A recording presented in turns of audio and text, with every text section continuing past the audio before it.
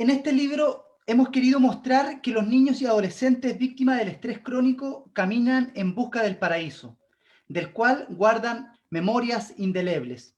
Ese paraíso flota sobre sus vidas y es promesa y destino. Y como Adán y Eva saben que no lo han perdido de modo irremediable, solo deben recuperarlo. El paraíso está en el interior de cada uno de nosotros. Y somos como una gran multitud que camina a su encuentro. Algunos ya han llegado a él, otros distan mucho todavía de hallarle. Cuando aquellos que lo buscan sin poder llegar a él son niños, nuestro deber es conducirlos a su encuentro. El paraíso que está en nuestro interior se llama felicidad y es consustancial a nuestra naturaleza. Nuestro diseño humano posee esta particularidad como detalle de fábrica y se despliega en un escenario interno diseñado para la perfección. Con este extracto del epílogo de este libro que es mi favorito, que lo conversábamos con la profesora en off, El estrés en niños y adolescentes, partimos nuestro programa del día de hoy, de día miércoles 26 de agosto, así que ya le damos la bienvenida a todos y todas quienes forman parte de nuestra querida comunidad Sin Límite y que nos sigue desde Arica hasta Punta Arenas, incluso desde la Antártida chilena. Y hoy nos juntamos a reflexionar, como siempre, para poder aportar a la discusión desde el conocimiento y desde la conversación a ustedes y a nosotros que lo estamos pasando no muy bien en tiempos tan difíciles de confinamiento y de pandemia. Así que para nosotros es un honor, un gusto el poder estar con ustedes. Les agradecemos que participen, que comenten, que compartan nuestros programas, nuestras publicaciones, y desde ya les invitamos y les damos la bienvenida para que puedan comentar y puedan escribir sus dudas a esta escritora, a esta doctora, a esta ciudadana, a esta académica pero tan importante de nuestro país, que es la querida doctora Amanda Céspedes Calderón. Ella es médico de la Universidad de Chile y especialista en psiquiatría infantil y juvenil, escritora de diversos libros y muy interesantes. Realizó un posgrado en neuropsicología y neuropsiquiatría infantil en la Università degli Studi de Turín. Como decía, es docente en diversas universidades chilenas, ha puesto al servicio de la educación toda su experiencia profesional y ha propuesto su visión innovadora para aplicar el modelo de las neurociencias como una teoría integradora, no solo a la pedagogía, sino a la educación en su concepto más amplio. Es presidenta y fundadora de la Fundación Educacional Amanda, al cual nosotros como programa les invitamos que puedan seguir en sus redes sociales, en su página también de internet, porque van a encontrar muchísima información que a nosotros, quienes trabajamos en educación, nos ayuda en demasía. Pueden seguir su página web, que la vamos también a compartir en nuestras redes sociales, y también todas sus redes, Instagram, Facebook, para que puedan conocer más de esta grandiosa e importante labor que está haciendo la doctora Amanda Céspedes. Esta fundación nace para contribuir al bienestar y a la felicidad integral de niños y adolescentes, como decía, desde el modelo de las neurociencias aplicadas a la educación, promoviendo un cambio de mirada en las personas que participan en la crianza y en educación de estos niños, niñas y adolescentes. Así que un honor para nosotros poder tenerla a usted acá con nosotros, profesora Amanda Céspedes. Gusto saludarla y muchas gracias por aceptar nuestra invitación. Muy buenas noches, muchas gracias también a ustedes por esta invitación. Un gusto estar con este grupo tan selecto, ¿no?, de varones y con esta comunidad enorme a la cual ustedes llegan. Así es que estoy muy feliz acá de poder conversar, sobre todo con esta espontaneidad, con esta cercanía, con este hacer comunidad, ¿no? Así se hace la comunidad, no con tanto armado, ¿no? Estoy muy contenta. Muchas gracias por acompañarnos hoy. Saludamos a nuestro panel. Hoy nos vestimos de gala. Hoy estamos todos para poder estar a la altura de tan magna invitada. Y saludo a quien extrañábamos mucho, al constructor de este programa en sus inicios, mi amigo personal Ítalo Gallegos Pulido. ¿Cómo estás? Gusto saludarte. Hola Michael, buenas noches, gusto saludarte. Amanda, un gusto saludarte. Igual es un privilegio para uno poder instalar una conversación contigo en estos momentos, en estos tiempos, y también por la gran trayectoria que tú tienes a nivel académico y los aportes que ha hecho el ámbito educativo. Yo soy docente, actualmente trabajo en el área de convivencia escolar, por lo tanto los aportes que tú has hecho sin duda están en cada una de nuestras estrategias que hemos tratado de poder ir implementando en los establecimientos educacionales. Así que desde ya le agradezco muchísimo que haya aceptado la invitación. Saludar también a Gonzalo, a Sergio, un gusto poder estar nuevamente con ustedes compartiendo en este panel. Así es, muchas gracias, amigo Ítalo. Saludamos también a nuestro panelista de los días lunes, a nuestro querido amigo psicólogo Gonzalo Espinosa, desde San Pedro Histórico, Concepción. ¿Cómo está, amigo? Gusto saludarle. Muy bien, muchas gracias por siempre una tan calurosa presentación y bienvenida. Bien contento porque considero que el tema de hoy día es crítico. En lo personal conversábamos con la doctora antes de comenzar el programa. Llevo varios años, ya más de una década, dedicándome al tema de la educación emocional, en temas tanto en ambientes educativos como laborales, que también hace muchísima falta. Entonces tenerla hoy día para mí también es de esos gustitos personales que este programa nos permite darnos, de poder entablar diálogo y conversación, porque para aquellos que estamos dedicados a este proceso, es muy cuesta arriba, tenemos que luchar contra mucho mito, contra mucha invalidación cultural sobre la emocionalidad, sobre una devaluación de la emoción como si fuera una especie de estorbo dentro del proceso cognitivo superior. Entonces, poder tener estos espacios, hablar desde la ciencia, hablar desde la experiencia y desde la narrativa que surge por las propias experiencias personales, me parece absolutamente fundamental y estoy profundamente agradecido. Muchas gracias, amigo Gonzalo. Saludamos Voy a a ser nuestro más abogado. corto después. Ay, viste que me perdiste. Panelista de los días miércoles, amigo Sergio Fuica, ¿cómo estás? Gusto saludarlo. Desde Santiago. Hola amigo, un gusto saludarte a ti, también a Gonzalo, Ítalo. Doctora, realmente un placer conocerla en los minutos previos a poder salir al aire. En todo lo que hemos podido ver en su trayectoria ha sido realmente una alegría que usted haya decidido acompañarnos, a nosotros y a toda la comunidad Sin Límite que nos ve. Realmente escucharla y aprender no solo de los textos innumerables que usted tiene, sino de la experiencia y de una conversación como usted mismo lo dijo. Una conversación que no tiene mucha pauta, que busca un diálogo, que busca una cercanía y que eso traspasarlo a la pantalla a las personas que nos escuchan es realmente un placer, es realmente una alegría y que viene obviamente a morigerar tiempos tan difíciles como los que estamos viviendo. Así que le agradecemos y los saludo también, Ítalo, te extrañábamos. Gonzalo, pronto a cuarentena, así te vimos. Y feliz hoy día de poder estar nuevamente reunidos en la comunidad Sin Límite como buen día miércoles. Saludos a todos. Así es. Muchas gracias, amigo Sergio. Y vamos ya a dar inicio a nuestro programa, a esta conversación. Ya tenemos mucha gente conectada. Les invitamos a que hagan sus preguntas, a que compartan el video para poder llegar a más gente y que pueda de alguna otra forma conocer o aprender del conocimiento que se va a generar hoy.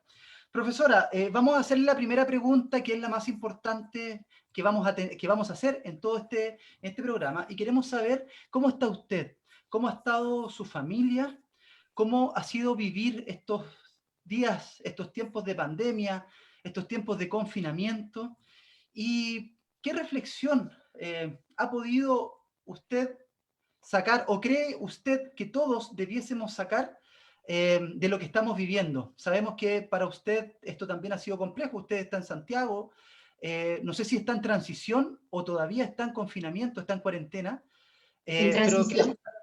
queremos saber cómo está usted, queremos saber cómo está su familia. Correcto. Bueno, yo personalmente estoy bien, estoy sana, y cuando uno está sana, con la edad que tengo, ya es un privilegio, ¿verdad? Y por eso yo digo que estoy bien. Estoy bien, mi familia ha sido golpeada por el COVID, he perdido a un primo hermano que estaba a cargo mío, anciano, que decíamos siempre que éramos hermanos primos, se fue hace un poco más de un mes, por culpa del COVID.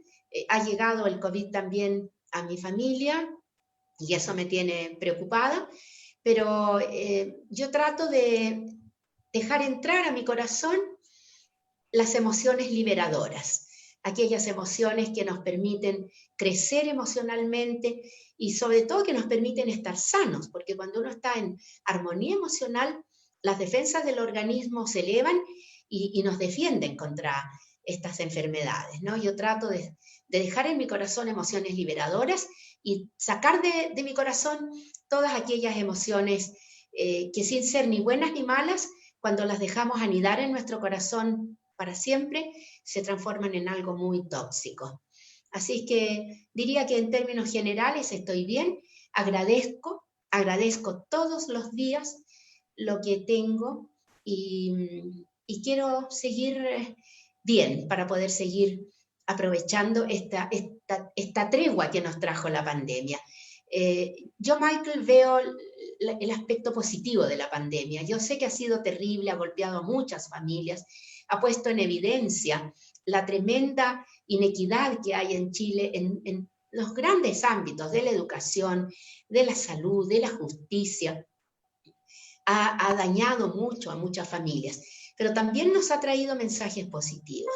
En ese aspecto, para mí, ha sido una tregua que nos permite repensar hacia dónde vamos, y para mí es una esperanza enorme de que salgamos no solamente fortalecidos de esto como chilenos, sino que salgamos cambiados.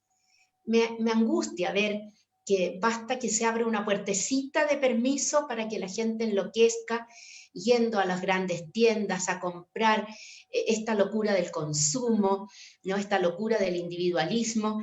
¿Y qué es lo que yo quisiera? Que ojalá esta pandemia que ha enfermado a tantos, curara a tantos también de estos males. Es mi ilusión. Así es, muchas gracias, profesora. Desde acá, desde el sur de Chile, le mandamos entonces un abrazo muy fuerte, muchas buenas vibras, y la acompañamos en estos momentos que sin duda han sido de dolor, y la acompañamos con mucha paz, con mucho cariño y como le decía, con muchas buenas vibras. Vamos a dar inicio a la conversación con el panel. Amigo Gonzalo Espinosa, usted queda en la pregunta. Sí, bueno, no sé, yo tengo tantas cosas que preguntar, tantas cosas que decir, pero la concepción de lo emocional ha ido cambiando mucho, ¿sí? Desde las primeras puertecitas que se abrieron con los primeros investigadores de la inteligencia múltiple, ¿cierto? Después con Goleman y Gardner, la inteligencia emocional, como que llegó a instalarse el tema de lo emocional. En un principio siempre al alero de la inteligencia, ¿no? Todavía seguía supeditado a lo racional, ¿no? Como cautelado, ¿no? Te vamos a dejar hinchar un ratito, a ver cómo te portáis, y si te portáis bien te dejamos hinchar. Pero en este tiempo ya la emocionalidad ha tomado sus espacios particulares, personales, propios, digamos, y mi pregunta va, ¿cuál es el momento actual? ¿Qué es lo que hemos logrado entender en la actualidad sobre la emoción? ¿Qué es lo que ahora significa, o podemos decirle a las personas que significa la emoción? También sacando aquellos vetustos como conceptos de la emoción como algo que hay que controlar, que hay que suprimir, que hay que contener, que hay que disfrazar, que una señorita no se enoja, que un hombre no llora. Ahora, con estos nuevos ropajes, con esta nueva, digamos, palco del momento de desarrollo teórico, científico, ¿qué le podemos decir a la gente de lo que es la vida emocional y qué es la emoción? Correcto. A ver, como dice el concepto emoción, la emoción es un movimiento interno, ¿no? Es un cambio que se produce en nuestro organismo frente a la vida externa, a lo que nos ocurre fuera, y también lo que nos ocurre al interior nuestro, la mente. La mente también moviliza estas llamadas emociones. Desde el conocimiento neurocientífico hemos avanzado mucho. Es decir, sin el conocimiento neurocientífico todavía podríamos estar muy estancados en el conocimiento de las emociones. es precisamente el conocimiento del cerebro, el conocimiento de cómo funciona, de la relación tan estrecha, tan íntima que hay entre lo cognitivo y lo emocional, a tal punto que lo cognitivo y lo emocional dejan de tener sentido. Es solo una unidad es que pudimos avanzar. Y yo diría que las emociones, desde el punto de vista de lo neurocientífico, el conocimiento del cerebro, son una brújula en la vida. Nos van señalando el camino. Y lo que tenemos que hacer nosotros es autoconocimiento, aceptar gozosamente que somos seres emocionales, porque si no seríamos robots, ¿no? Pero una vez que aceptamos que gozosamente que tenemos un mundo emocional increíble, autoconocernos desde el punto de vista emocional, porque ese autoconocimiento va a ser una brújula que nos va a conducir a un nivel más evolucionado de nuestra personalidad. Yo diría que las emociones son un camino, una brújula que nos conduce a una mayor evolución de nuestra personalidad cuando la conocemos bien. Y allí el conocimiento del cerebro emocional ha sido clave, ha sido fundamental. Y agregaría que el conocimiento de las emociones debe comenzar conociendo las emociones de los niños, ¿no? Porque conociendo cómo se gesta todo el mundo emocional en los niños, lo simple, lo perfecto del diseño del mundo emocional del niño, permite que nosotros los adultos nos conozcamos también, dejemos lejos, alejemos de nosotros, lo que decías tú, Gonzalo, todos estos mitos, estos prejuicios en torno a las emociones y aprendamos a vivir gozosamente en el mundo emocional, ¿no? El adulto puede hacerlo, pero para eso tiene que tener un conocimiento y al mismo tiempo tiene que comenzar conociendo a los niños. Las emociones de los niños nos muestran, nos enseñan mucho. Muchas gracias, doctora. Yes. Ítalo, amigo. Doctora, yo quería, bueno, a partir de lo que usted empezó a comentar en torno a las emociones, sabemos que esta pandemia, tal cual como lo dijo usted, genera un punto de inflexión importante desde el punto de vista educativo. ¿Ya? Se empieza a repensar, empiezan a tomar realce lo que es el aprendizaje socioemocional, ¿cierto? Esto no es algo nuevo, sino que algo que se viene trabajando hace bastante tiempo, y hace bastante tiempo aparecían estudios que indicaban que era un eje importante del aprendizaje de los estudiantes y por lo tanto tenía que ser un eje fundamental en los procesos educativos al interior de nuestras escuelas y liceos. Sin embargo, dentro de una cultura academicista, cierto que separaba estos espacios cognitivos con los espacios emocionales, se lograba poder insertar estos procesos de aprendizaje desde esta índole. Entonces mi pregunta va, doctora, principalmente para usted, desde su punto de vista, ¿cómo se debe repensar? ¿Hacia dónde se debe dirigir los procesos educativos?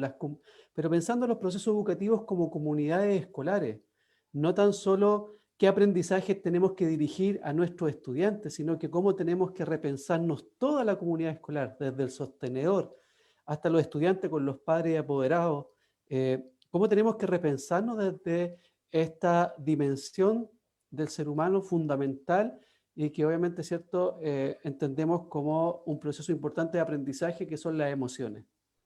Correcto. A ver, en primer lugar yo diría que el mundo de las emociones y el conocimiento que tenemos hasta este momento nos lleva a reformular los viejos conceptos que hemos estado manejando hasta el momento. Reformular conceptos como educador, educación, aprender, enseñar. Es desde el mundo emocional que nosotros podemos y debemos reformular estos conceptos. Por ejemplo, el concepto de educador, ¿no? Desde el ámbito de lo emocional, ¿quiénes son los educadores? Todos, todos, desde el hermano mayor de un niño hasta el abuelo. Todos educamos a los niños. Y esto cobra mucha importancia cuando lo analizamos desde la óptica emocional, porque si lo analizamos desde la óptica cognitiva, muchas personas pudieran decir, yo no tengo por qué estar educando cognitivamente, ¿no? Porque con esa idea de que hay que transmitirles conocimientos a los niños. Pero desde el punto de vista emocional, la respuesta es rotunda. Todos somos educadores. Segundo, si nos preguntamos desde el ámbito emocional, ¿qué es educación? La respuesta es acompañar al niño hasta que llegue a ser un adulto para que nunca pierda, y si la llega a perder, la recupere prontamente, la armonía emocional, el equilibrio emocional. Nuestra tarea, nuestro deber es acompañar al niño. Esa es la educación, acompañarlo en este tránsito evolutivo que tiene el niño para que mantenga su armonía emocional y que si la llega a perder, porque estamos constantemente perdiéndola por distintos motivos, lo ayudemos a recuperarla rápidamente, ¿no? Esa es la belleza del cerebro infantil, que el niño está diseñado para recuperar fácilmente la armonía emocional cuando el educador sabe acompañarlo. Y cuando el educador sabe acompañarlo, está haciendo educación emocional. Reformular el concepto de aprendizaje, ¿no? ¿Qué es el aprendizaje emocional o socioemocional? Aunque yo tiendo a separar los dos conceptos, ¿no? El aprendizaje socioemocional es el autodescubrimiento, el autoconocimiento, ¿no? que todos tenemos derecho a él. Y lo hacemos desde muy pequeños a través de la compañía sabia de los educadores. ¿Y qué es aprendizaje? Aprendizaje es simplemente, ¿no?, el proceso de incorporar en sí mismo este autoconocimiento. Es decir, la dimensión emocional nos cambia completamente la mirada y permite también que cambien los viejos paradigmas en la educación escolar. Y esto ha sucedido en esta situación de pandemia. Si ustedes observan la trayectoria del lenguaje del Ministerio de Educación, ustedes van a ver que el Ministerio de Educación comenzó a hablar muy tempranamente, ya en marzo, de lo cognitivo, ¿verdad? De que había que salvar el año, de que había que tratar de que se cumplieran los objetivos de aprendizaje, que a como se diera lugar los profesores tenían que hacer clases porque los niños no podían perder contenido. El mismo planteamiento del secretario general de las Naciones Unidas apunta exclusivamente a lo académico, ¿no? Pero poco a poco el lenguaje del ministerio comenzó a cambiar y se comenzó a ver que sin el trabajo fino, emocional, sobre los niños en esta situación, no tenía ningún sentido hablar de lo académico. Y hemos llegado a los 120 días con un cambio de discurso total, ¿no? Lo cual a mí me llena de alegría. Ahora, yo me alegro, pero también digo, confía, pero verifica que esto no se quede en las palabras, ¿no? Porque muchas veces el discurso político, el discurso oficial está lleno de preciosas palabras, pero las acciones borran, ¿verdad?, todo aquello que se dijo. Entonces, bueno, la respuesta, Ítalo, un poco larga sería: lo emocional es extraordinario porque nos ha permitido decidirnos a cambiar paradigmas, a cambiar miradas y abrirnos a nuevas miradas. Y estas nuevas miradas yo siento que son transformativas. Nos tienen que transformar, nos tienen que hacer mejores. A eso tenemos que apuntar, a que desde la mirada emocional lleguemos a ser mejores. Doctora, una consulta a partir de lo que usted nos compartió. Por ejemplo, usted habla de la educación, ¿cierto?, como proceso para acompañar al niño para que no pierda la armonía emocional, ¿cierto? Y el proceso de aprendizaje se entiende como bueno, desde el educador o desde los educadores, ¿cierto?, entendiendo el concepto amplio, acompañamos, ¿cierto?, este proceso en el cual el niño incorpora el autoconocimiento emocional. Ahora, pero ¿qué pasa cuando el adulto, por ejemplo, o nosotros, los educadores más adultos, hemos perdido la armonía emocional? ¿Qué trabajo se podría hacer? Porque yo estoy pensando, por ejemplo, en muchos profesores, muchos nosotros mismos padres y otras personas, ¿cierto?, asistentes de la educación, que son parte también de este proceso de aprendizaje.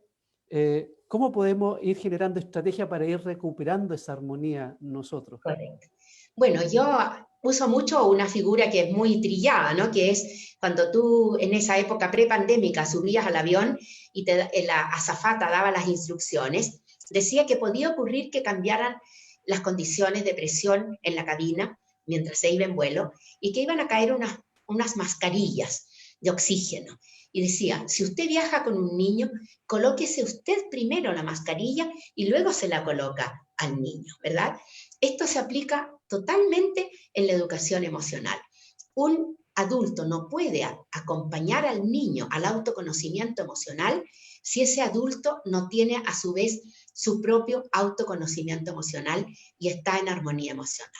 Y cuando yo digo esto, me siento muy traidora, porque las condiciones en nuestro país, desde mucho antes de la pandemia, no colaboran en absoluto para que los adultos estén ellos mismos en armonía emocional y con un adecuado autoconocimiento emocional.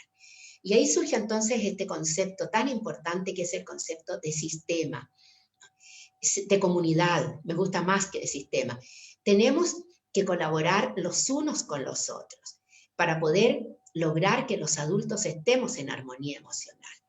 Y yo decía ayer en una entrevista, ¿cómo lograr, por ejemplo, que una mamá que se va a su casa y a la que se le quitó el salario, porque ella trabajaba como asesora del hogar en una casa en las comunas ricas de Santiago, y la mandaron a la casa y le dijeron, como usted va a estar en la casa, no le vamos a pagar? ¿Cómo esa mamá puede hacer bien su función de mamá, contener a sus hijos, acompañarlos, si está preocupada y que no tiene que darles de comer, ¿no? Allí aparece el concepto de sistema, de interdependencia, de comunidad y de solidaridad. Entonces, no podemos y siquiera imaginar que muchos adultos puedan estar en armonía emocional y tengan acceso al autoconocimiento emocional si no los ayudamos, si no hay una ayuda de los demás. Yo vuelvo a insistir, dentro de las numerosas lecciones de esta pandemia, una de esas lecciones es precisamente la invitación a reconocer la interdependencia, a reconocer que somos sistemas vivos, y estos sistemas vivos funcionan solo desde la solidaridad y desde la ayuda mutua. Yo admiro mucho a los pueblos originarios y digo siempre que debiéramos seguir dos grandes escuelas filosóficas andinas, de los pueblos andinos, que es el Ayllu y el Ayni. El Ayllu como la gran familia, ¿no? La gran familia. Somos todos una gran familia. Es familiar mío el que vive en 3 comunas más lejos. Es familiar mío mi vecino. Es familiar mío el que vive conmigo. Y Ayni es el trabajo comunitario, ¿no? Que está representado acá en Chile por esa maravilla que se llama la minga, en que cuando un vecino necesita trasladar su casa, vienen todos a ayudarlo. Si nosotros lográramos eso, los niños serían los grandes beneficiarios. ¿Por qué? Por lo que decías tú, Ítalo, porque no es posible educar si yo no puedo estar en armonía emocional. Y si yo como adulto no estoy en armonía emocional, tengo que preguntarme por qué. Y hay demasiados factores externos que hacen que haya mucha gente sufriendo hoy día, muchos adultos sufriendo.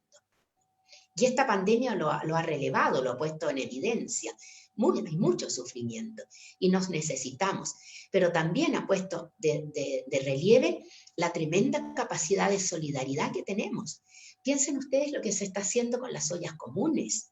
Qué tragedia haber llegado nuevamente a las ollas comunes. Bueno, el COVID nos empujó a esto, pero hay una solidaridad enorme allí, ¿no? Los pequeños movimientos de vecinos, el pequeño comercio local. Yo acabo de pasar, que fui a ver a mi hijo a Providencia, acabo de pasar por un negocito y había un canasto afuera y decía, saca lo que quieras. No, pero no es basurero, no vayas a botar nada aquí, sino que saca lo que quieras. Pero si te sobra algo, colócalo para otro. Pues, si pudiéramos aprender a vivir así, yo creo que agradeceríamos a esta pandemia el dolor que nos ha producido, porque es un dolor como el dolor del parto, es dar vida nuevas, ¿no? Lamentablemente es así. ¿Sí? Doctora, usted a raíz de lo mismo que estamos conversando, a raíz de los acontecimientos de octubre en nuestro país, usted fue entrevistada en diversos lugares y también pudo dar algunos consejos para apoyar a niños y adolescentes y fue titulado de ese modo también ante los eventos que vive Chile. A los 5, a los 8, a los 10 días después de todo lo que ocurrió en octubre, no solo desde el 18 de octubre, sino a posteriori con las marchas, cómo explicarle a los niños, cómo poder explicarles lo que estábamos viviendo, los orígenes de lo que estábamos viviendo, y cómo los adultos, los padres, podemos transmitirles a los niños propiamente tal, mirándolo desde la concepción educacional. Ítalo conversaba con usted y le preguntaba desde las instituciones propiamente tal. Y usted mencionaba en su respuesta que dentro de esas instituciones los educadores somos todos, y eso incluye desde un hermano mayor, incluye hasta los abuelos. Hoy día, con nuevos acontecimientos, a 9 meses de un estallido social, a 9 meses de una revuelta, 9 meses de hechos que nos vinieron a refrescar la memoria lo violento que podemos ser los chilenos, ¿qué consejos nos daría la doctora Amanda Céspedes hoy día a los padres, al proceso educativo de la casa, de este encierro obligado que las comunas de Santiago llevamos en algún tiempo? Estuvimos 140, 130 días de encierro. ¿Qué consejo usted nos podría dar y le podría dar también a todos los padres de esta comunidad sin límites? Wow, difícil pregunta. A ver, yo diría que ojalá todos los adultos que me están escuchando pudiesen cambiar su forma de ver a los niños. El niño necesita una mirada reverencial. El niño necesita una mirada como el súbdito miraba al monarca, ¿no? De esa manera lo debemos mirar. Si nosotros lográsemos eso, cambiarían probablemente muchísimas actitudes nuestras hacia los niños. Y yo lo que quisiera también transmitir es que, ojo, cuando tú comienzas tu pregunta, dices, ¿cómo transmitirles a los niños, explicarles todo esto que ha ocurrido? El niño actual es muy distinto al niño del siglo XX. El niño actual es un niño extraordinariamente evolucionado, y no es evolucionado en lo cognitivo, es evolucionado en lo espiritual. Y cuando el adulto le permite que se exprese ese tremendo potencial espiritual con el que están naciendo los niños hoy día, esos niños no necesitan que el adulto les explique nada, lo comprenden todo, ¿no? Es sobrecogedor ver el tremendo potencial comprensivo espiritual que traen los niños hoy día. Pero ese potencial lo destruimos con una facilidad, lo podemos desmantelar con una facilidad enorme, ¿no? Lo que se hizo con Ámbar, lo que se está haciendo con estos niños que han presenciado el maltrato a su madre en un departamento, ¿no? En fin, los desmantelamos con mucha facilidad, pero tenemos que tener una tremenda confianza en los niños. Y eso también nos compromete mucho, porque significa que nosotros tenemos que tratar de acercarnos, aunque sea al borde de sus zapatos, ¿no? El niño hoy actual es un niño extraordinario, comprende todo. O sea, cuando dice, ¿cómo le explico el estallido social? Si el niño ya lo tiene perfectamente claro, es como que se hubiese activado una cantidad enorme de genes en ellos, ¿no? Entonces, ustedes saben, los genes hoy día se sabe que se encienden, se apagan según las circunstancias. Y hay genes que vienen y se quedan encendidos y que en nosotros están apagados. Yo creo que los niños actuales traen muchos genes permanentemente encendidos y que en nosotros están apagados y que tendríamos que hacer un esfuerzo enorme por encenderlos, ¿ya? Entonces, yo te diría, los niños no necesitan muchas explicaciones. Están viendo esto con una sabiduría extraordinaria. Si hay alguien que ha colaborado al 101% con las restricciones sanitarias que nos ha impuesto esta pandemia, es el niño, desde pequeñito, ¿no? Estos niños han sido extraordinariamente capaces de aceptación, de resignación, ¿no? Vieron que se permitía que salieran las mascotas a la calle, y a ellos no se les permitía salir, y lo aceptaron mansamente, ¿no? Los adultos debiéramos avergonzarnos de nuestras actitudes, de cuántas veces hemos roto las restricciones sanitarias, y los chicos las han respetado todas. Los niños son muy sabios. Entonces, yo te diría, Sergio, quizás cambiemos nuestra mirada. Yo invitaría a las personas que me están escuchando, comencemos a mirar reverencialmente a los niños. Y eso significa respeto irrestricto, máximo respeto. Cuando uno respeta a un niño, ese niño te responde con una gratitud inmensa, porque el niño es divino y ha venido al mundo a ser respetado, ¿no? Y si no se le respeta, se marchita como una planta. Pero cuando tú lo respetas, ese niño florece, ¿no? Y va a ser lo que tú desees, para bien, por supuesto, con él, porque te va a responder, porque es extraordinariamente agradecido. No sé si respondo a tu pregunta, pero diría eso. Estamos conversando con la profesora y doctora Amanda Céspedes Calderón. Hay muchas preguntas, hay muchos comentarios, les vamos a dar lectura al finalizar porque nos dicen que preguntemos, pero la verdad es que estamos tratando de generar una conversación, un proceso de reflexión en estos minutos, y luego de eso vamos a leer sus comentarios y las preguntas de la comunidad. Profesora, yo la quiero llevar al ámbito de la primera infancia. Hoy estuvimos, o sea, el día lunes estuvimos conversando con la ex ministra de Salud, Elia Molina, y ella fue una de las precursoras del gran programa Chile Crece Contigo. Le preguntábamos el por qué solamente se daba para una parte de la población este gran programa y no para todos y todos los niños. Bueno, ahí nos aclaró un poquito acerca de que las condiciones monetarias que había en ese momento no permitieron que fueran para todos los niños como debiese ser, porque es un programa inmensamente importante desde el punto de vista socioemocional y desde el punto de vista del desarrollo cognitivo también. Ahora, sabemos que los 1000 días son importantísimos, ¿verdad?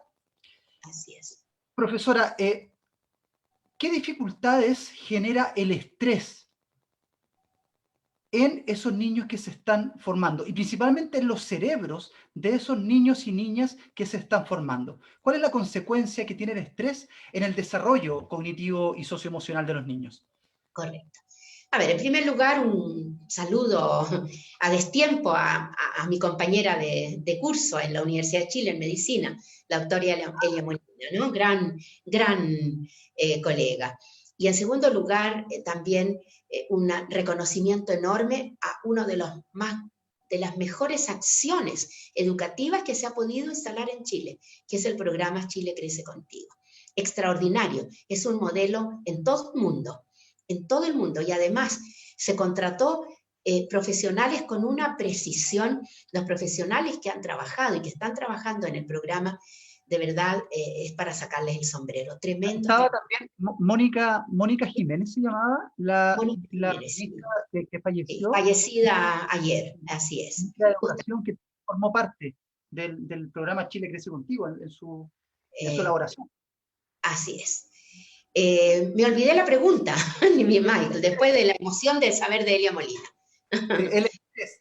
¿Qué implicancias tiene el estrés en el desarrollo cognitivo? Correcto, muy bien. Bueno, vamos a partir por definir estrés. ¿Qué es el estrés? Porque siempre decimos, ando estresado, vieras el estrés que tengo, pero no sabemos de qué estamos hablando. El estrés es una respuesta de todo el organismo cuando perdemos el control sobre una o más demandas en nuestra vida. ¿Qué significa eso? Que nosotros, por el hecho de ser seres vivos y seres emocionales, estamos constantemente sometidos a fuerzas, que las llamamos demandas, ¿verdad? El ejemplo que yo siempre doy es en la mañana, en día laboral, el despertador. Ya el despertador es una primera demanda. Hoy día no estamos saliendo a trabajar, muchos de nosotros, tenemos teletrabajo, pero también estamos muy demandados. Bueno, cuando yo logro mantener el control sobre esa demanda, yo no me estreso, me puedo cansar, me puedo inquietar, me puedo poner ansiosa, pero no me estreso. Pero si yo pierdo el control sobre esa demanda, ahí va a aparecer el estrés. ¿Y qué es el estrés? Es la respuesta de todo el organismo, no es una respuesta solo mental.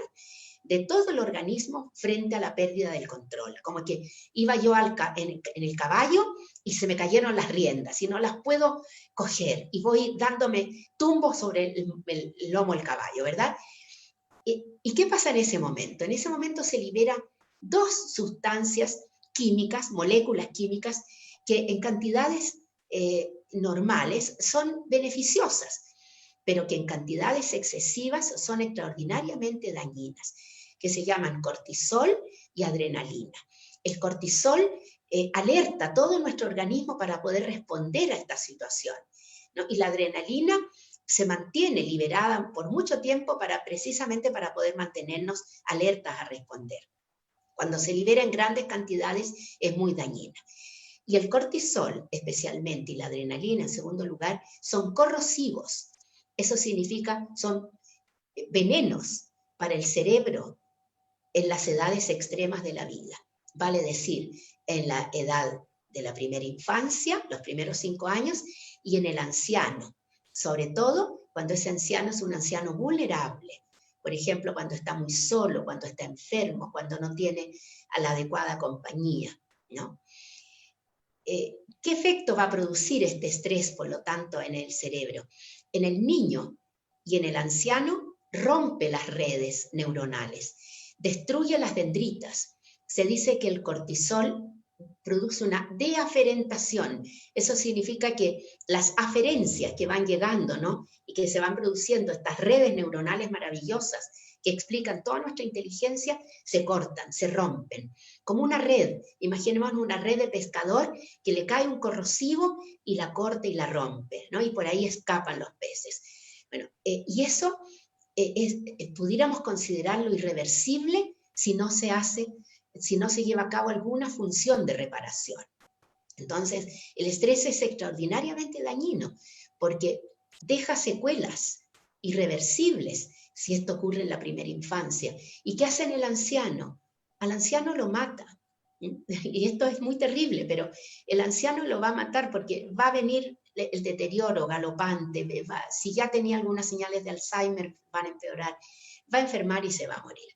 Es muy dañino el estrés. Entonces, la segunda, quizás, pregunta debiera ser, ¿cómo nos protegemos, verdad? Porque esa sería la respuesta a lo primero, es que es extraordinariamente dañino. Si esa persona, ese hombre que trató de matar a su exmujer en presencia de sus niños, supiera esto, yo pienso que, y ruego que ojalá no lo hubiese hecho. Cuando uno sabe el daño que le puede hacer al cerebro de un niño, al organismo entero de un niño, cuando le produce un estrés tremendo, uno lo pensaría antes, ¿verdad? Le hacemos daño a los niños todos los días. ¿Cuáles, doctora, cuáles son esas acciones de reparación? Preguntaba una persona en Facebook. Cuando efectivamente los niños, los ancianos, las personas nos vemos sometidas y hay este deterioro, ¿cuál es la posibilidad de recuperarse? ¿Qué acciones concretas permiten que eso ocurra? Ya, yo diría esencialmente 2, que parecen extraordinariamente fáciles, pero que son muy difíciles de dar, sobre todo cuando ese adulto que quiere hacer reparación no está bien emocionalmente. Una es lo que se denomina contención emocional, y que es uno de los conceptos que ha estado más en boga en esta pandemia, ¿no? Contención emocional, el mismo ministro de Educación habla de contención. En buena hora le han dado la importancia que... Una importancia enorme, claro. Y el segundo concepto, que está muy ligado, íntimamente ligado al concepto de contención emocional, es la entrega irrestricta e incondicional del amor hacia esa persona, ¿no? Allí están las verdaderas acciones reparadoras. ¿Qué significa contención emocional? Y aquí me voy a tomar 2 minutos para explicar un concepto del que hablé hace un rato atrás y que no lo explicamos, la armonía emocional. ¿Qué es el paraíso? Cuando tú leías el libro, Michael, ¿cuál es ese paraíso interno que todos nosotros tenemos en nuestro interior y que tenemos derecho a alcanzarlo? Se llama armonía emocional. ¿Y qué es? Es el equilibrio de nuestras emociones. Por ejemplo, si nosotros estamos en armonía emocional, podemos enojarnos. Y cuando nos enojamos salimos de la armonía emocional, pero luego volvemos. Podemos estar ansiosos o podemos tener pena, pero luego volvemos. ¿Por qué? Porque estamos sanos emocionalmente. Nuestra tendencia natural como seres humanos es al equilibrio. Nosotros tendemos naturalmente al equilibrio. Y quienes tienden más fácilmente al equilibrio son los niños. Hay una película genial, que espero que muchos de los que me están escuchando hayan visto, Inside Out, que en Chile se le llamó Intensamente. Es una película de Pixar, en la cual se personalizaron, ¿verdad?, las emociones. Y entonces pudimos ver a un gordito de color rojo, que era la rabia, a un flaco, ¿no?, que era la ansiedad, en fin. Y había una niñita, que era como la protagonista de la película, que se la llamó Alegría. Y yo digo, no era la alegría, era la armonía emocional. Ese personaje era la armonía emocional. Entonces, cuando nosotros hacemos contención emocional, en el fondo, ¿qué estamos haciendo? Estamos ayudando, colaborando para que esa persona que salió de la armonía emocional hacia el polo del miedo, de la rabia, del desamparo, ¿no?, de la frustración, pueda volver a la armonía emocional. Y por eso yo digo que está tan estrechamente ligado con la entrega irrestricta del amor, porque cuando yo hago contención emocional es porque yo amo al otro, porque yo tengo ganas de mostrarle mi amor, y por eso lo contengo emocionalmente. Hacer contención emocional, yo digo que es tan fácil como ganarse el quino, ¿no? ¿Y cuántas semanas lleva acumulado el quino? No se lo gana nadie. Hacer contención emocional es muy difícil. ¿Por qué razón? Porque por factores culturales nos han llenado la cabeza de prejuicios, de ideas erróneas, de creencias. Y tenemos un ejemplo. Imaginémonos que un niño se portó mal, un niño pequeñito, y está el papá y la mamá retándolo, hablándole y mostrándole ese dedo acusador, ¿verdad? Que hasta cuándo te portas mal, hasta cuándo nos hace sufrir, qué va a pasar contigo, qué vamos a hacer contigo. Y viene la abuela, ¿no? La abuela con una cara de pena y dice, ya, calma, no lo reten tanto, venga mi amor, venga. Y lo toma en brazo y le da besitos. Dice, vamos a mi pieza que te voy a dar un chocolatito. Y llega la mamá detrás. Mamá, en este mismo momento piensa que te vas a mandar cambiar de esta casa, porque tú me lo malcrías, porque tú lo estás malcriando, porque si tú sigues en esta casa, este niñito se nos va a subir a la cabeza, y quizás, ¿qué va a hacer de nosotros? Bueno, lo que estaba haciendo esa abuela era contención emocional. Lo que estaba haciendo esa abuela era mostrarle un amor irrestricto, porque cuando la abuela lo consuela, lo vuelve a la armonía emocional, ese niño es tan sabio y tan evolucionado que va a ir al encuentro del papá y la mamá y le va a decir, perdón papito, perdón mamita, prometo que no me voy a volver a portar mal. Él mismo va a pedir el perdón, ¿no? Porque logró la armonía emocional. Cuando nosotros estamos en armonía emocional somos capaces de grandes cosas. Y ahí está la ligazón entre saber hacer contención emocional y la resiliencia, ¿no? La tremenda ligazón que hay entre el concepto de resiliencia en la niñez y la capacidad de contener. Ahora, ese niño que tiene esa abuela maravillosa, que lo abraza, que lo consuela, y que no le dice nada malo de los padres, ¿eh? Porque hay abuelas que son cizañeras, ¿verdad? Y le van a decir, no, yo siempre pensé que tu mamá no debía haberse casado con este hombre. No, la mamá simplemente, la abuela lo abraza, lo consuela, y le dice, los papitos quieren lo mejor para ti, pero a veces se equivocan. Ese niño, al día siguiente, si va a la escuela, él va a ser capaz de contener emocionalmente a otro, incluso al profesor. Eso es lo que hay que hacer, ¿no? Eso es la contención emocional. Volver a la armonía emocional. Y para eso hay una serie de recursos, de estrategias que forman parte de lo que se llama la educación socioemocional y que son maravillosos. Como por ejemplo la comunicación efectiva, ¿verdad? La resolución de conflictos, la capacidad de escucha activa, etcétera, etcétera. Así es. Amigo Gonzalo, ¿quieres emitir alguna reflexión? Siempre, Michael, siempre. Por favor, reflexión. Yo me silencio porque si no estaría todo el rato. Pero por favor, póngale nomás. Pero sí, yo es que creo que es fundamental porque yo también quiero a lo mejor arrojar reflexión y un poquito de preguntarle a usted Doctora, ¿a qué se refiere con esto de la armonía emocional? Porque de pronto la palabra suena como media idílica, media inalcanzable, como que tenemos que tener todo resuelto en la vida para poder ser buenos padres. Entonces como Correcto. que hay gente que abandona antes de intentarlo, pues dice, no, yo ahí no llego. O sea, en las condiciones actuales, nada, ya juez, el Así, último apaga la luz y nos fuimos, ¿no? así es. Pero porque no quisiera que quedara la idea de que debemos ser santos meditativos, que andamos flotando por la casa, levitando, desparramando amor para todos lados. La armonía es algo un poquito más funcional, más común, más normal. Entonces, le agradecería que pudiéramos profundizar sobre el Correcto. concepto. Claro, correcto. Bueno, la armonía emocional es un concepto biológico y yo agregaría neurobiológico. ¿Por qué razón?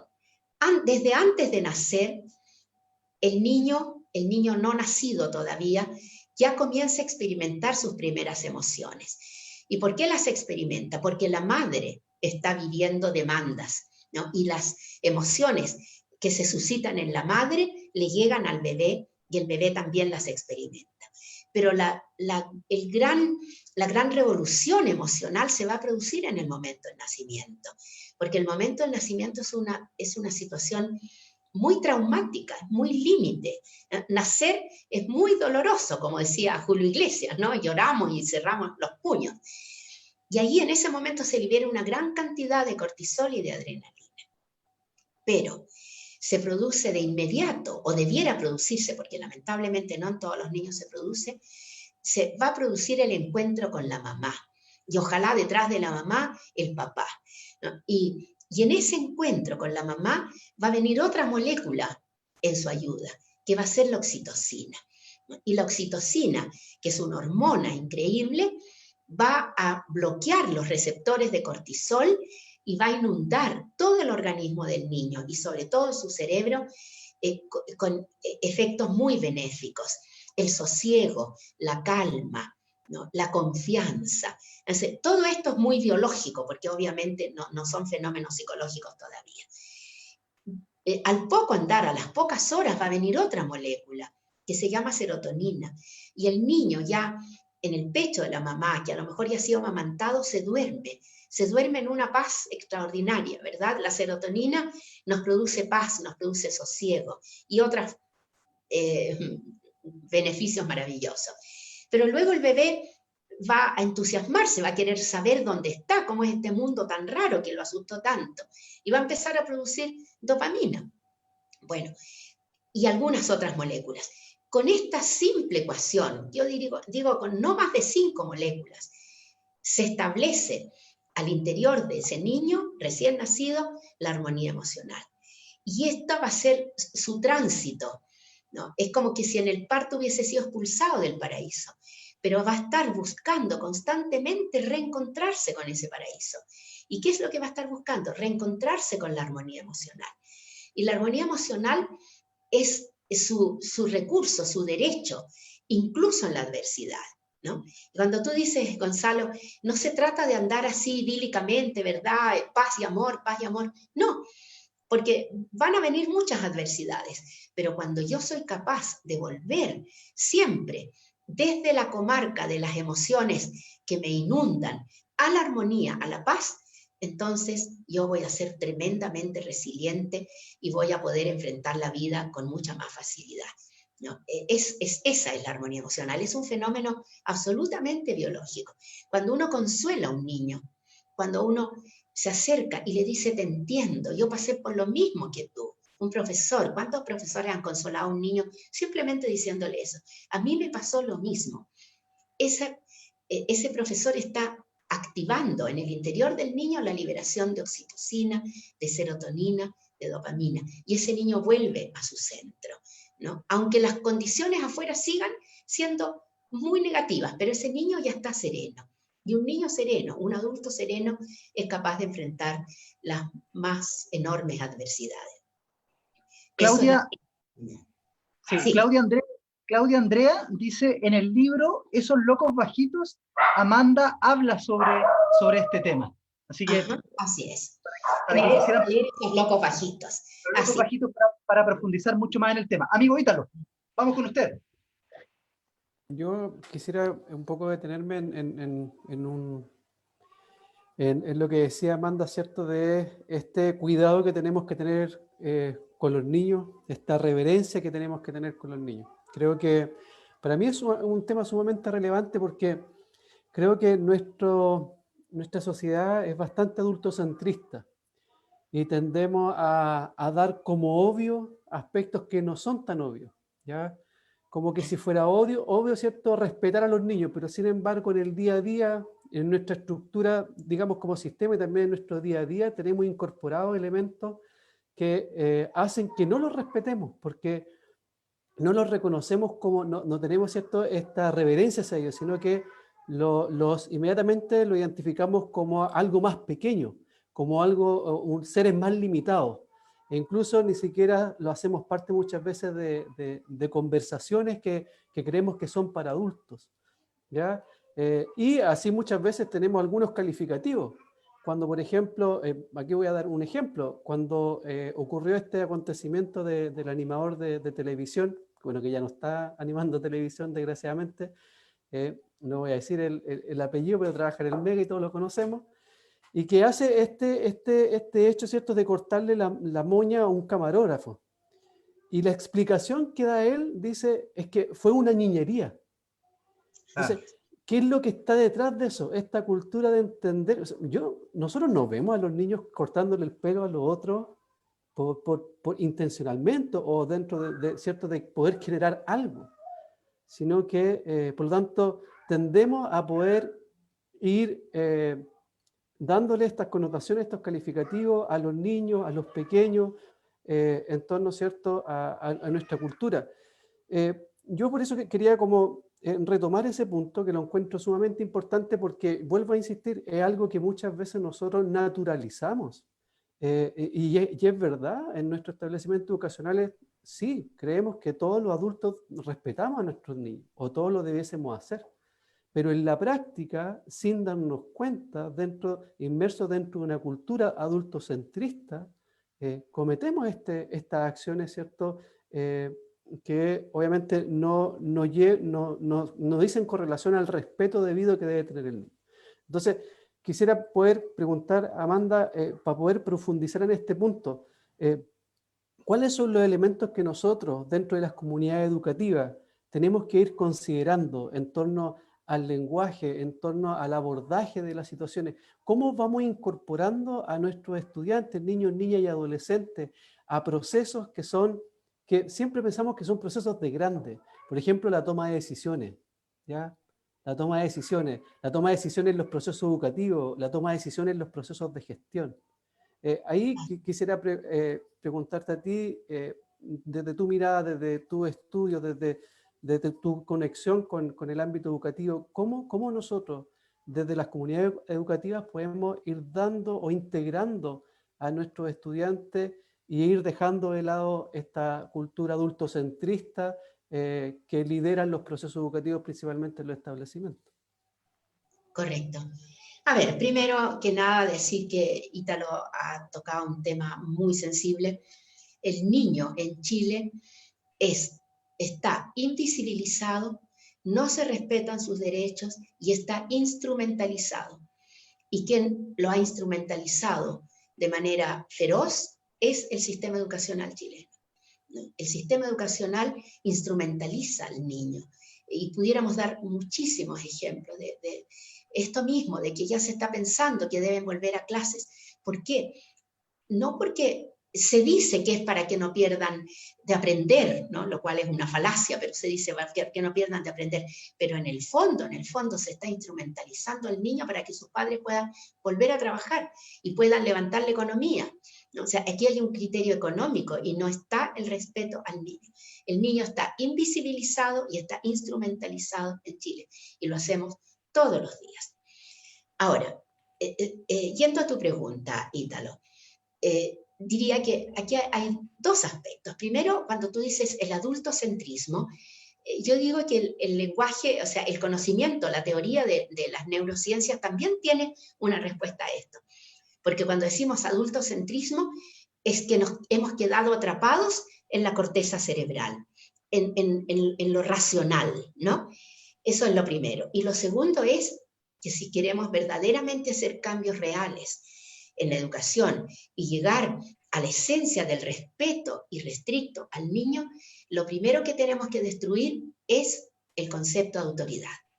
Y el concepto de autoridad está permeando todas las funciones educativas hacia los niños. Permea la educación en casa, la llamada disciplina, y permea la educación en la escuela, ¿no? La llamada disciplina escolar. O sea, lo primero que tenemos que hacer, y ahí yo soy absolutamente enfática, tenemos que luchar, todos los que trabajamos en educación, por destruir el concepto de autoridad que hoy día se aplica en la educación de los niños, ¿no? Entonces, por un lado está este adultocentrismo que dices tú, que yo siento que es la corteza cerebral a full, llena de prejuicios, llena de creencias. Díganme si cuando uno ve una pataleta de un niñito pequeño, 3, 4 años, en la calle, no pensamos siempre, este cabro debe ser un manipulador, ¿verdad?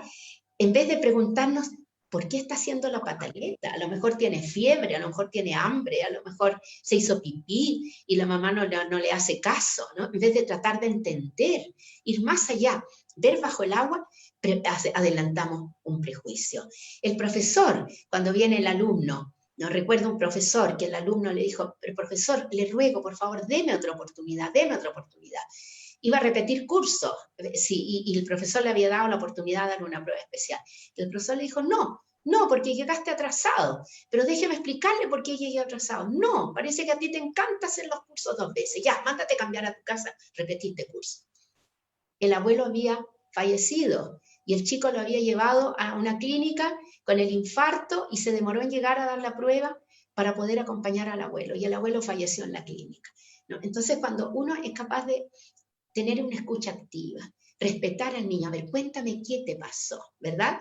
Eso salimos de la visión adultocéntrica.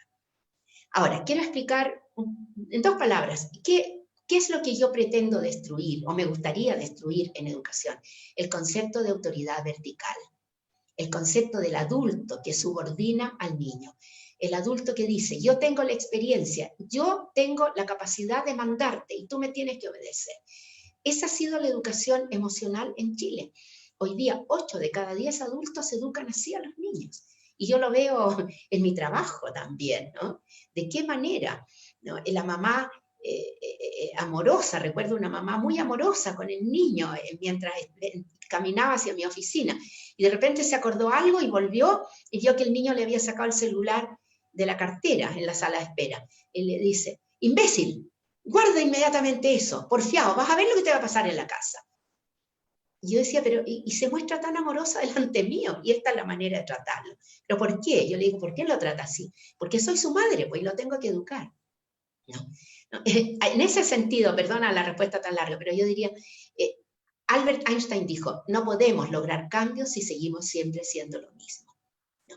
Si seguimos siendo adultocéntricos y si seguimos aplicando autoridad vertical, y si seguimos creyéndole a la corteza cerebral, vamos a seguir haciendo siempre lo mismo. Así es, muchas gracias, profesora. Vamos con Sergio Fuica, la última pregunta, para después pasar a los comentarios de la comunidad. Doctora, usted, revisando y preparando el poder hacer algunas preguntas desde algunos años y sobre todo en algunas entrevistas del año 2016, planteó que las tecnologías estaban cambiando el cerebro y la mente de los chicos. Justamente, y aprovechando también algunas preguntas que la misma comunidad Sin Límite nos está haciendo. Las redes sociales, y hoy día que estamos en pandemia, redes sociales, el uso de la televisión, sobre todo hoy día vemos TV Educa Chile, ¿cómo influyen? ¿Y cómo los padres podemos manejar ese insumo que nos da las tecnologías de las redes sociales en los niños? ¿Cómo poder nosotros darle un consejo hoy día a las personas que muchas veces hay un exceso de horas pantalla? Y si es que es visto como de ese modo, ¿de qué nos podría usted informar? ¿Cómo nos puede dar un buen mensaje para justamente la utilización de tecnologías, de la utilización de redes sociales y de horas pantallas en el crecimiento y en la educación de los niños? A ver, en primer lugar, Sergio, siempre mi actitud muy crítica, ¿no?, hacia el uso de las pantallas tiene que ver con las pantallas como entretención. ¿Por qué razón? Porque antes de los 5 años, que los niños se entretengan en sus horas libres con pantallas, arruina el cerebro y muy especialmente arruina el desarrollo de la cognición social, ¿no? De la inteligencia social. Y luego, en los mayores, les abre las puertas a ámbitos muy oscuros, muy pantanosos, muy peligrosos. Voy a poner un solo ejemplo en honor al tiempo, la pornografía. Hoy día, ¿quién es el gran consumidor de pornografía hoy día? El segmento de edad que va de los 8 a los 14 años. Hace 20 años atrás eran los hombres de 25 a 40 años. Hoy día son los niños de 8 a 14 años. Entonces, la tecnología yo le tengo mucho temor. Pero hoy día, en pandemia, que es lo que tú me preguntas, las redes sociales son la única puerta que tienen los chicos mayores de 12 años para poder estar con sus pares, con sus vínculos, para poder conversar, para poder saber del mundo. Entonces, hoy día yo recomiendo que sean más flexibles con los horarios, que igual pongan límites. Es necesario poner límites. Por ejemplo, nadie debiera irse a la cama, si es un niño todavía, un adolescente, con el celular o con la tablet, porque seguramente va a seguir conectado hasta más allá de la madrugada.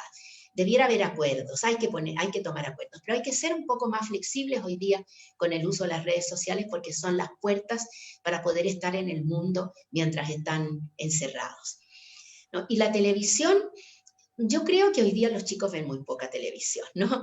Hoy día lo que ven es Netflix, ven series. Los que vemos televisión somos los adultos, y ahí yo digo, los adultos, por favor, no se pasen todo el día viendo las tragedias provocadas por el COVID, ¿no? Y cómo están los enfermos intubados, en fin, porque eso aumenta mucho la percepción de amenaza. Así que yo te diría, la televisión no tiene gran importancia. Sí, obviamente, el ver series que las ven en el celular o las ven en la tablet, ¿no? Eso sí que tiene importancia. Pero las redes sociales hoy día son la puerta que salva a los adolescentes del encierro más feroz. Así que hay que ser más flexible. Así es, flexibilidad y supervisión, que es importante. Las dos cosas, así es. Por parte de los padres. Vamos a dar algunos comentarios. Hay muchos comentarios, profesora. La verdad que se reventaron las redes sociales. Nunca habíamos tenido tanta convocatoria y tantos comentarios, así que vamos a tratar de darle lectura a los que de alguna otra forma no han sido respondidas las preguntas.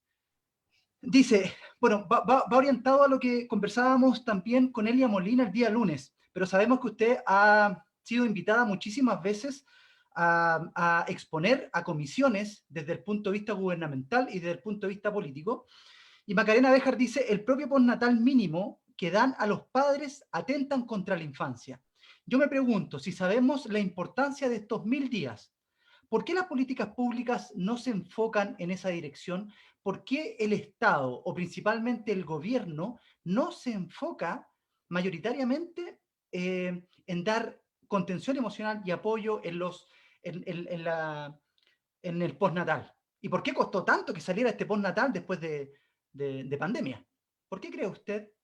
A ver, yo diría que por varias razones, no hay una sola razón. La primera razón es la ignorancia de quienes se dedican a las políticas públicas respecto a lo que es verdaderamente la infancia. Diría, se habla mucho, pero se sabe poco.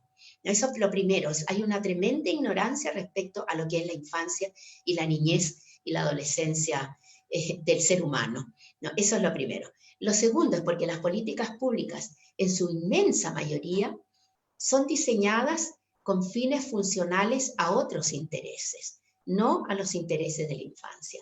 No se respetan los derechos de los niños, pero se habla de que sí se respetan, entonces hay un doble discurso, ¿no? Y lamentablemente ese doble discurso es mantenido, alimentado y favorecido porque los intereses son funcionales, perdón, las políticas son funcionales a otros intereses, ¿no? Eso sería una segunda gran razón. Y lo tercero es por lo que dijo Ítalo, porque el niño sigue siendo mirado como un ser que no tiene ningún derecho. No tiene derecho a voz, a voto, a manifestarse, a nada, ¿no? Y gran error, porque el niño puede tomar decisiones desde antes de los 6 años de edad. El niño tiene la capacidad de discernir desde antes de los 6 años de edad. Entonces, yo diría que básicamente son esas, pero creo que resaltaría la ignorancia y la espuria funcionalidad de muchas políticas públicas diseñadas para la infancia. Así es, muchas gracias. Pau Constanza dice, exacto, tengo una hija de 3 años y medio con TEA, trastorno del espectro autista, y nos sorprendió cómo fácilmente adoptó sus rutinas al confinamiento. Ha sido la mayor ayuda para que nosotros no nos angustiemos. Saludos desde Hualpén y gracias por estas instancias. Vamos más aquí abajito, dice Isabel Toledo, hola, qué maravilla poder escuchar a la señora Amanda, desde Graneros, sexta región. Cuando hablamos de contención, por aquí estaba, contención emocional, ¿siempre es física o puede darse también una contención que es a distancia, profesora? Claro, la contención emocional se piensa que es el abrazo solamente, ¿no? Que es contener abrazando fuerte a un niño, que es la contención física, amorosa, porque hay contención física también de daño, ¿no? Pero la contención emocional se puede dar a distancia. Por ejemplo, el intercambio epistolar, en la época que escribíamos cartas, ¿no? Una carta enviada a alguien muy lejano podía ser contención emocional, ¿no? A distancia. Así que es perfectamente posible. Ahora, cuando estamos físicamente con alguien, o incluso a través de una pantalla, ¿qué hace contención emocional? La mirada, ¿no? Cuando uno mira con profundidad, con amor, con respeto al otro, ya está haciendo contención emocional. Y la voz es muy importante. La escucha activa. ¿Qué significa escucha activa? Que yo escucho, pero no con indiferencia, así que ya háblame y yo estoy en otra cosa, sino que estoy escuchando y emito pequeñas frases. Dice, esto me interesa mucho, continúa, estoy muy interesada en lo que me estás diciendo. Eso es lo que se llama escucha activa, y eso también es contención emocional, ¿no? Sin duda alguna que se puede hacer a distancia. Profesora, Morita Clau dice, este tiempo ha sido una gran oportunidad de fortalecer vínculos, de poner en la mesa la educación emocional como sostén y soporte para niños y familias. Es tiempo de avanzar, de ser más que profesores, maestros, asumiendo la inmensa responsabilidad que nos compete en la vida, no solo desde el punto de vista laboral. Gilda Flores dice, querida Amanda, un honor poder consultarle. En miras del plan de contención emocional que se debe implementar en las escuelas, ¿qué acciones claves debieran ser imprescindibles? Es decir, sí o sí debieran estar en este plan de contención emocional. A ver, voy a responder de una manera un poquito inadecuada, pero en honor al tiempo. El próximo jueves, a las 7:30 de la tarde, el próximo jueves, o sea, el día es miércoles, mañana. Vea, estaba mirándolo más a distancia. Mañana, a las 7:30 va a haber una charla TEDx, ¿no? A través de las redes sociales, en las cuales vamos a dar respuesta a esta pregunta. ¿Qué es lo fundamental que tenemos que hacer para hacer contención emocional, especialmente en el retorno gradual a clases? Ahí va a estar la respuesta, porque esto nos tomaría mucho tiempo responderlo, es una respuesta compleja. Yo diría, si tú deseas saber mi respuesta, anda mañana, métete a buscar charla TEDx y vas a escuchar cuál es la respuesta, que es muy simple además, pero es muy compleja. Así es, así que todos invitados a que puedan seguir las redes sociales de la Fundación Escolar Amanda, porque ahí, como ella decía, van a tener una charla TED en donde van a poder seguir respondiendo todo tipo de preguntas. Hay tantos mensajes. Beatriz Ramos dice, somos seres de amor. ¿Quién dijo eso? Humberto Maturana. Así que nos hacemos eco también de todas esas acciones. Y Ma Fragu dice, siempre un agrado y aprendizaje escuchar a Amanda Céspedes. Francisca Arias, profesora, dice, ¿cómo ayudar al cuerpo docente a no desmotivarse? Sin duda alguna, hay mucho desánimo, hay mucho agobio, hay mucha desmotivación, y si esto se mantiene, y yo quiero decir públicamente que yo apoyo el regreso a clases el 2021, no el 2020. Por lo tanto, es probable que continuemos de aquí a diciembre con clases remotas, con educación a distancia. Entonces, el profesor se ha ido, el docente se ha ido agobiando, se ha ido cansando. ¿Cómo recuperar esa motivación, ¿no? Esto no depende de los docentes, esto depende de los mandos altos, depende de los directivos de las escuelas, depende de las autoridades educacionales. No seguir exigiendo al docente que cumpla una función solamente instruccional. Aliviemos al máximo, y esto es algo que yo pido públicamente, aliviemos al máximo la carga académica de enseñanza que tienen los profesores. Hay muchos que todavía están con jornada completa. Pensemos que hay docentes de enseñanza media o de séptimo, octavo básico, que le hacen clases a varios cursos.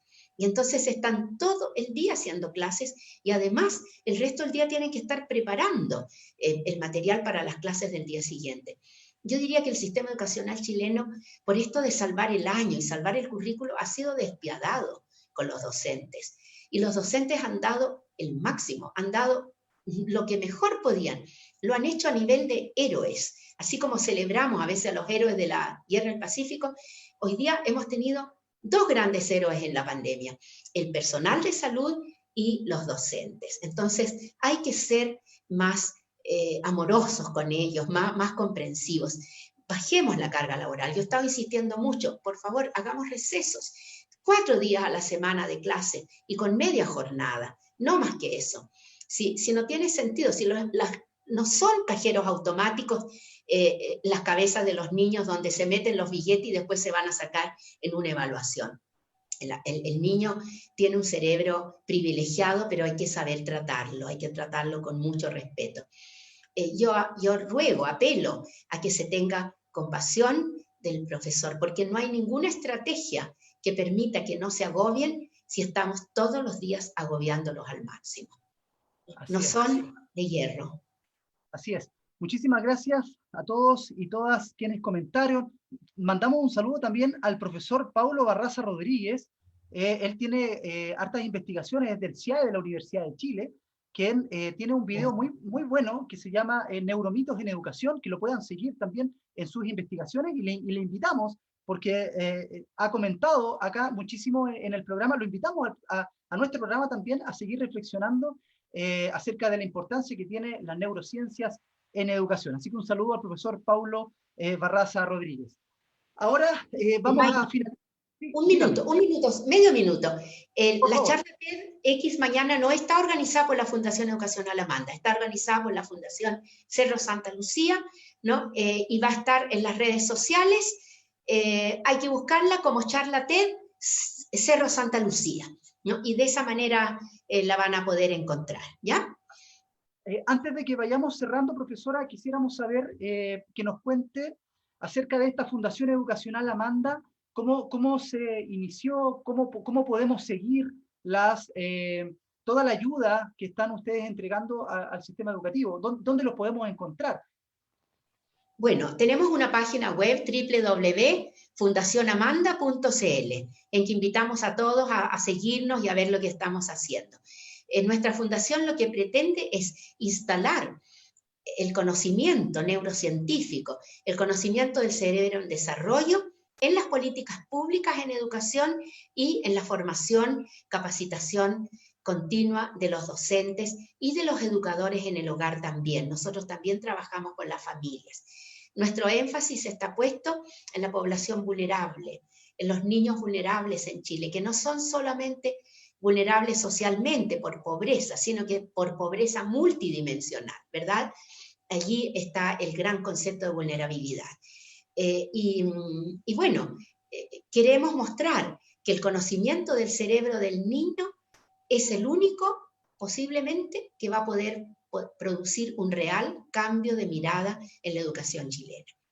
Ese es un tremendo, ambicioso deseo, pero estamos convencidas de ello, que si sabemos mostrar lo que verdaderamente es el cerebro del niño, pensamos que verdaderamente vamos a producir cambios, ayudar a producir cambios sustanciales en la educación chilena, que hasta la fecha ha demostrado que es muy falente, está llena de falencias. Y este es el momento para que la cambiemos. Así es. Nos quedan 3 minutos, así que vamos a dar una reflexión final. Amigo Gonzalo, Bueno, de o todo sea, lo que ha pasado. sí, mira, lo que pasa es que me parece súper interesante también instalar, ha estado muy movido, a mí de pronto me ven un poco distraído porque estoy atendiendo mucho lo que va ocurriendo en la comunidad, en Facebook, respondiendo algunas cosas, rescatando preguntas, y ha estado muy movido esto eh, porque atiende a elementos en los que nos hemos descubierto como profundamente ignorantes, ¿ya? Hemos volcado nuestra mirada hacia la infancia, hacia lo emocional, hacia lo femenino digamos, como actor social, y nos hemos encontrado sin conceptos y estamos de pronto en un balbuceo todavía técnico en donde las ciencias proponen una cosa, como todo, la ciencia hay propuestas contradictorias que una dice una, otra dice otra, a veces muy dependiente de quién financia la investigación, eh, pero la reflexión está puesta. Y el punto es que no podemos nosotros esperar solamente a tener este tipo de circunstancias muy digitales y todo eh, para hablar de esto, sino que debe transformarse en un lenguaje constante. Debemos tener palabras para hablar de esto. Si no hay palabras para esto, el concepto, el fenómeno no existe. Y por lo tanto no podemos ponerle el dedo encima, no podemos cobijarlo, no podemos criticarlo, no podemos corregirlo. Creo que la conversación de hoy día instala en el núcleo la necesidad de prestar atención. Tampoco se le está pidiendo a las personas, insisto, que seamos gurús espirituales y que tengamos que ser unos maestros zen con nuestros hijos o estudiantes. Se trata de estar allí presente para el otro. Yo soy papá, tengo tres maravillosos, dos hijos y una hija, y hace tiempo aprendí algo que me parece muy valioso y voy a cerrar mi reflexión con esto. Un buen padre no es el que hace que a su hijo no le falte nada, sino que no le falte nadie. Y creo que en estos minutos de pandemia el esfuerzo debe estar puesto en ese verbo, en estar. No en hacer, no en dar, no en comprar, sino en estar. Y enseñarle a los niños también, con mucha conciencia, que el adulto también tiene pena, que el adulto también se enoja, que el adulto también pelea, pero también pide perdón, pero también se vuelve a animar, pero también se enjuga las lágrimas. No sacar a los niños de una vida emocional que está allí y que van a tener que vivirla, no escondérsela, sino que ser súper conscientes de ser el modelo apropiado para que aprendan a vivirla con plenitud. Muy agradecido, profesora, de verdad, encantado de tenerla acá, creo que de verdad ha sido el capítulo que más reacciones, más gente ha traído y estamos profundamente agradecidos por eso, porque le permite a esta comunidad seguir instalando el tema de la infancia, la emoción y la educación como elementos centrales de la vida en sociedad. Amigo Ítalo. Yo por mi parte en realidad agradecer a Amanda por haber tenido la oportunidad de dialogar contigo. Estas posibilidades a nosotros no se nos dan siempre y por lo tanto poder tener una conversación, un diálogo sincero es muy fructífero y entender también que estos procesos son necesarios. Creo que tú tienes una gran trayectoria académica, ¿cierto? Una gran trayectoria profesional. Algunos estarán de acuerdo, otros no estarán de acuerdo, pero creo que esto es lo que necesitamos, conversar, ¿cierto? Desde nuestras propias creencias, nuestras propias reflexiones, de nuestras opiniones. Creo que, y eso es muy fructífero, y eso le hace muy bien a nuestra sociedad. Nosotros hoy en día estamos en un proceso clave como país, donde existen posiciones, pero creo que si no somos capaces de poder conversar, de dialogar desde el respeto hacia el otro, independiente que pueda estar de acuerdo o no, independiente que el otro pueda tener una reflexión muy crítica o no, pero si no somos capaces de poder respetarnos desde esa línea, desde las opiniones, desde lo que pensamos, entendiendo, ¿cierto?, que siempre hay un límite en torno a las opiniones que tiene que ver con la dignidad del otro. Pero creo que estas instancias son sumamente importantes, son sumamente buenas, hemos podido instalar una conversación desde distintos puntos de vista, desde la neurociencia, desde la educación, ¿cierto? También Sergio con la mirada que él tiene y que él aportó, creo que es muy, muy, muy importante. Así que yo agradecerle a ti, agradecer también a Gonzalo, a Sergio, a Michael la oportunidad de poder hablar sobre algo tan importante y que hace mucho sentido a los que somos conscientes del día a día. Aquellos que, como dice Gonzalo, tenemos hijos, aquellos que nos relacionamos también con los profesores, que los vemos cansados, a nuestros asistentes de la educación, que también los vemos cansados. Entonces, este tipo de conversación no hace mucho sentido en el día a día, en la realidad.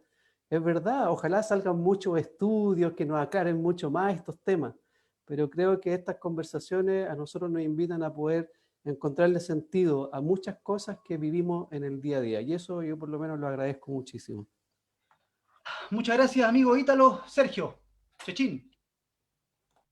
Doctora, para mí, y trato en mis palabras de interpretar a esta comunidad sin límites que se reúne lunes y miércoles, unas palabras de agradecimiento. Yo me voy con un cúmulo de aprendizajes y estoy en un límite yo me dedico a la vida a la docencia universitaria y soy abogado, no soy psicólogo ni tampoco soy profesor en materia de los niños, pero traté de transmitir con las preguntas las preocupaciones que uno tiene como padre, que uno tiene como un ciudadano normal, y le agradezco a usted y también a Gonzalo, a Ítalo, a Michael, la expertise en la forma de expresar, en la forma de que todos nos podamos quedar con un aprendizaje de esta reunión, la cercanía y la calidez de la conversación, la que estuvo al aire y también la conversación previa con usted, y nada más que agradecer.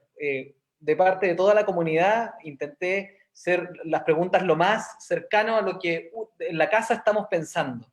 Y le mando un abrazo muy grande, muy agradecido de haber podido compartir con usted, también con los muchachos de este programa.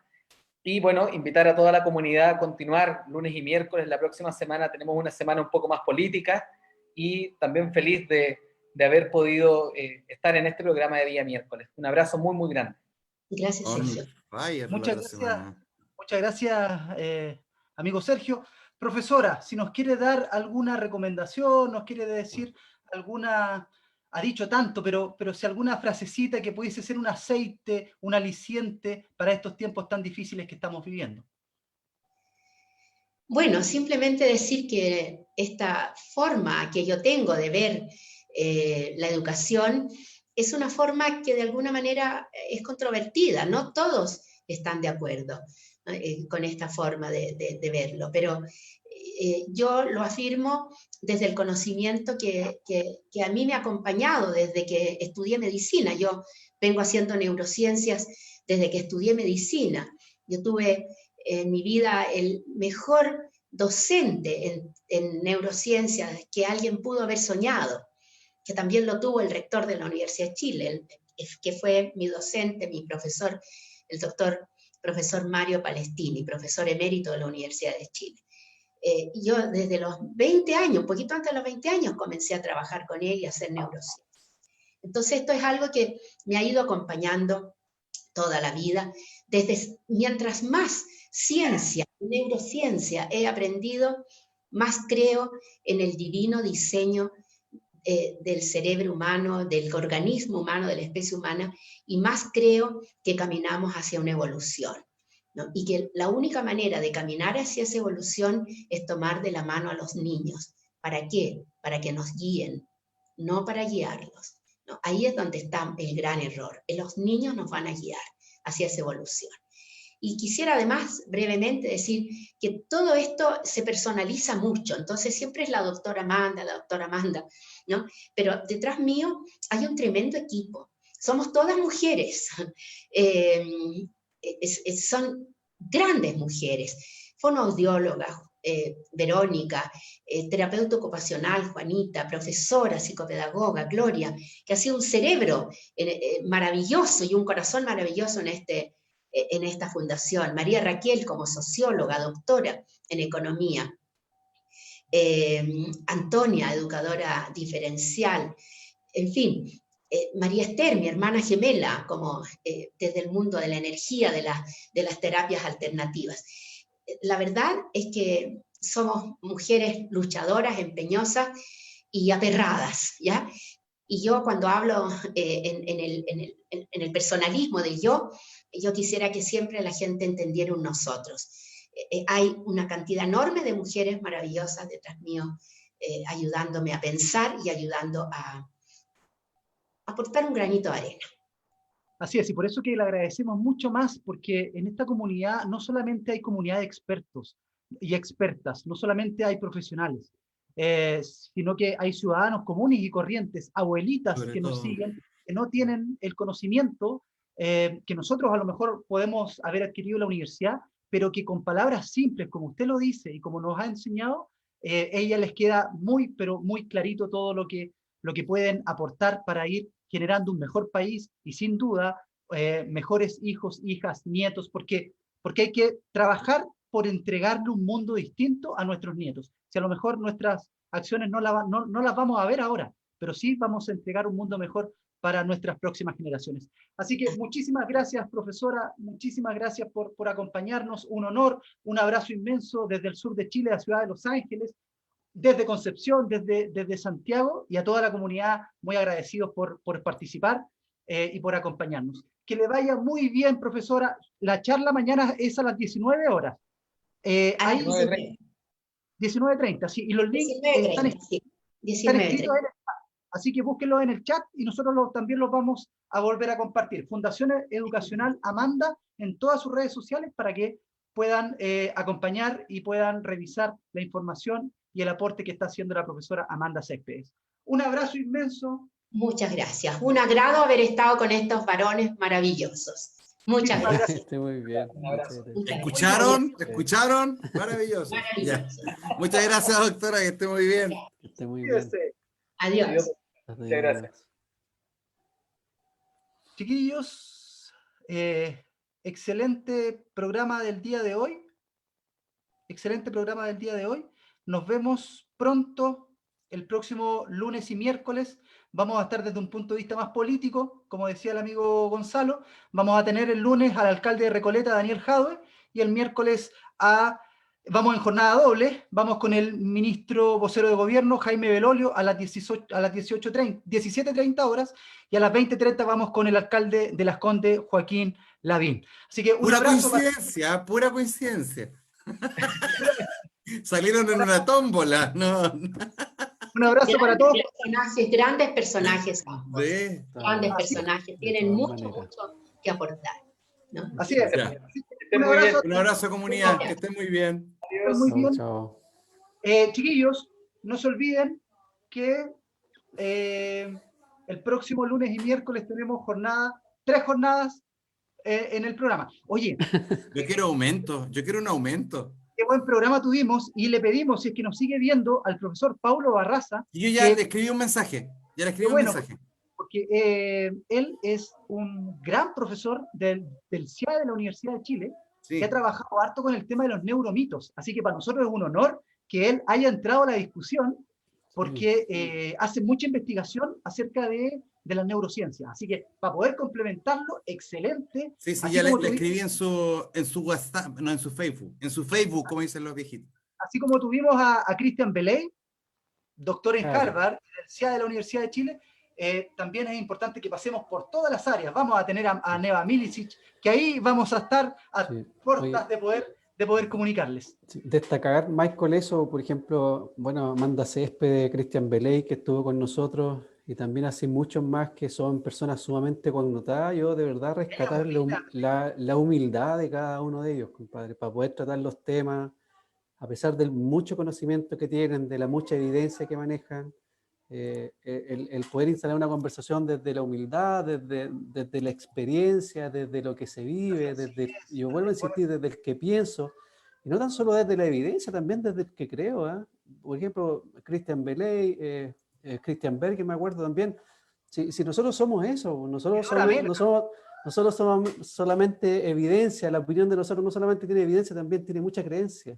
Porque así somos como seres humanos, somos seres más integrales, tenemos múltiples dimensiones, desde lo cognitivo, espiritual, social, emocional.